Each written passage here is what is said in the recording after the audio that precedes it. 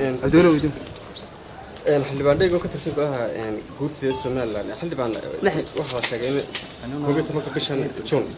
شركة عدونا أو الصومال الله قوانا يو كده عدونا لندن كنا قبضين تلاقي قاضي هوك اللي بعد هنسى دورك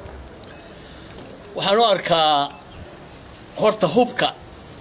ما قبل لك قاضي دونا سبب توقع دولتي بركة الدولة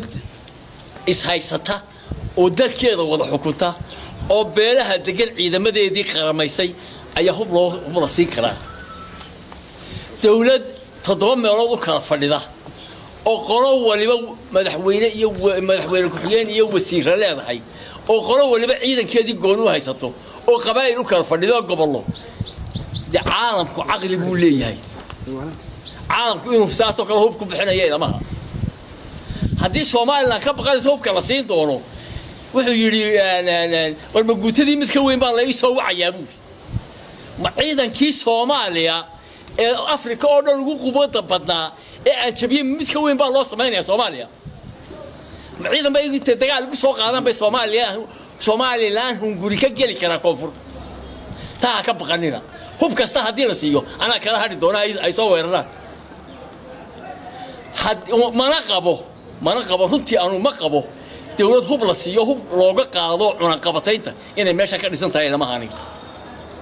waliba waxaan qabaa anigu 20 sano soo socda ama 30 sano soo socda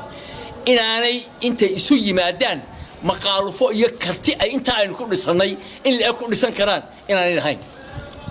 oo inta ka dhigaan hubka in ummadda hubka haysata oo dhan shabaabtooda ay dawlad dhisan karaan oo qaramayn karaan dad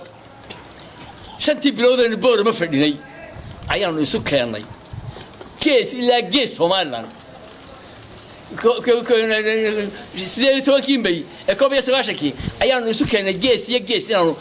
go'aankaanu qaadanay baan ku soconaa anagu go'aanka iyagaasoo kala markay qaataan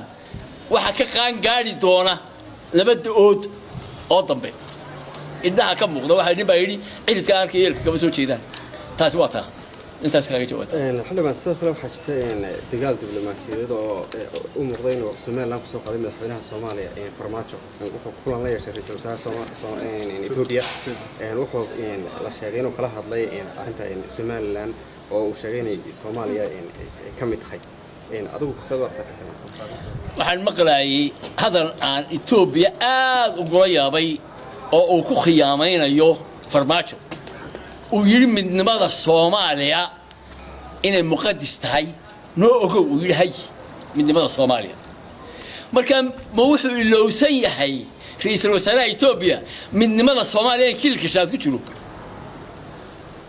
من نماذج الصومالية كل كشات ما كتيرة وألف نبى كتيرة وأنا كتيرة وماذا يقول الصومال لا نقول ولا كذا وماذا ولا بتشيده